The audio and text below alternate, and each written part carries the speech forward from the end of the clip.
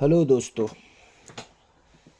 आज हम लोग शुरू करने वाले हैं कक्षा 9 का जो एनसीईआरटी किताब है गणित, उसका पहला लेसन।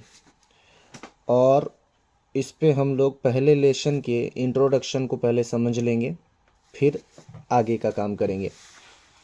पहले चैप्टर का नाम है संख्या पद्धति। हमारे पहले चैप्टर का नाम है संख्या पद्धति, जिसको इंग्लिश में कहते हैं नंबर सिस्टम। ठीक है, तो इससे पहले भी हम लोग पढ़ चुके हैं नंबर सिस्टम के विषय में, संख्या पद्धति के विषय में, वर्ग 8 तक में। संख्याएं कई तरह की होती है। आज हम लोग थोड़ा सा पलट कर देखेंगे इसको। पहला है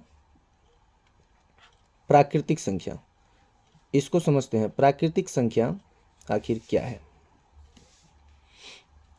देखिए क्या दिया गया है, नॉर्मली समझाया जाएगा।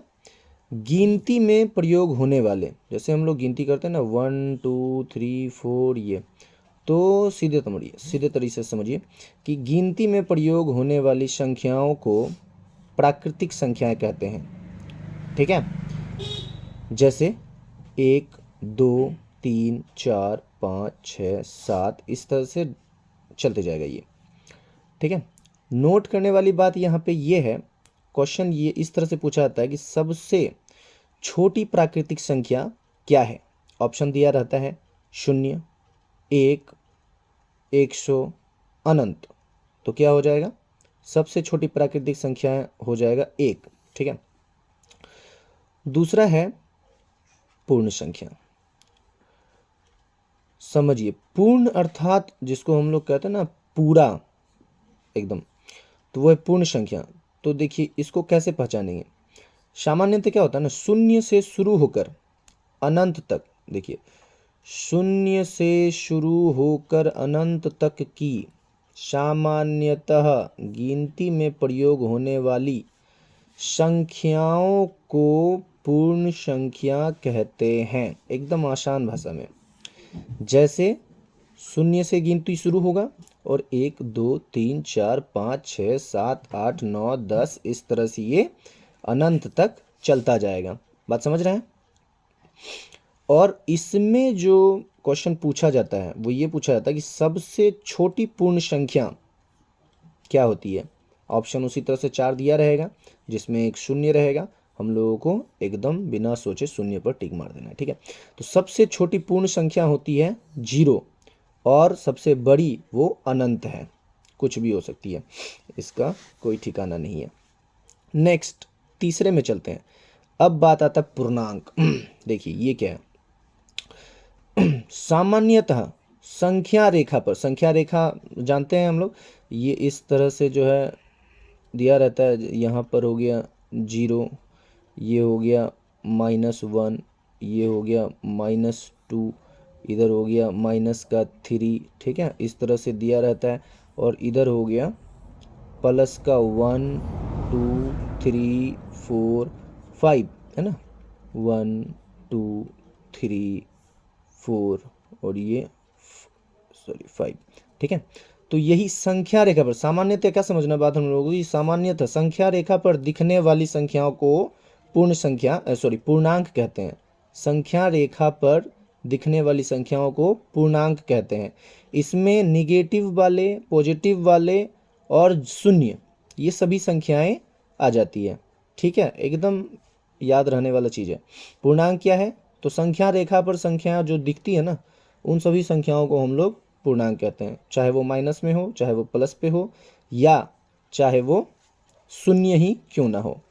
ठीक है, अब आता है 4 नंबर पर परिमेय संख्या। परिमेय संख्या क्या, इसको इंग्लिश में हम लोग रैशनल नंबर कहते हैं। तो जिन संख्याओं को भिन्न अर्थात बटे के रूप में, अंश और हर के रूप में लिखा जा सके, उसे परिमेय संख्या कहते हैं। लेकिन हर का मान जो है ना, नीचे वाला बटे के नीचे, वो 0 नहीं होना चाहिए। अगर वो 0 हो गया तो मतलब वो अपरिमेय हो गया फिर। इसलिए इस बात का ध्यान रखना है, इसे p/n क्यू कहते हैं। मतलब परिमेय संख्या क्या है, वैसी संख्याएं जिसे p बटे क्यू, p माने हो गया यहाँ पर अंश, ठीक है, p मीन्स हो गया अंश और बटे क्यू के माने हो गया हर। यही कह रहा है कि ये जो है ना, ये कभी जीरो नहीं होना चाहिए। जैसे 5/0 ये नहीं होना चाहिए। अगर ये ऐसा हो गया मतलब ये परिमेय संख्या नहीं है। इस बात पर फोकस करना है, ठीक है।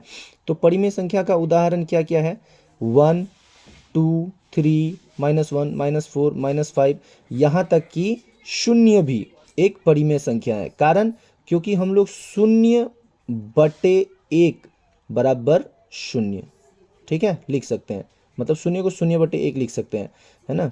0/5 बराबर भी क्या हो जाता है, 0, ठीक है। तो 0 एक परिमेय संख्या है। कारण क्योंकि इसे हम लोग p/q के रूप में लिख सकते हैं। यहाँ देखा जाए, नोट में दे दिया गया कि अगर कोई भी संख्या के हर में कोई संख्या नहीं है तो वहाँ पर क्या छिपा हुआ है, 1 छिपा हुआ है। और जब 1 छिपा हुआ मतलब बटे के रूप में वो है, ठीक है। तो कोई भी साधारण संख्या एक परिमेय संख्या हो जाता है, चाहे 1, 2, 3, 4, 5 कुछ भी हो, अतः वह भी एक परिमेय संख्या है, ठीक है। लास्ट हम लोग देख लेते हैं अपरिमेय संख्या। ये क्या है, तो इसके ठीक विपरीत जिन संख्याओं को अंश और हर के रूप में नहीं लिखा जा सकता है उसे हम लोग अपरिमेय संख्या कहते हैं, ठीक है। जैसे पाई एक अपरिमेय संख्या है, इसे हम लोग p/q के रूप में नहीं लिख सकते हैं। हालांकि एक इसका मान 22/7 जो है एक अनुमानित रख लिया गया है जिसका वैल्यू 3.14 होता है, बट इसे हम लोग परिमेय संख्या नहीं कहते हैं। उसी तरह से 10/0 है ना, यहाँ आ गया 0 मान होना चाहिए बटे में, नहीं, अगर 0 आ गया मतलब वो अपरिमेय है। उसी तरह से √2, √5, √7 ये सभी संख्याएं अपरिमेय संख्या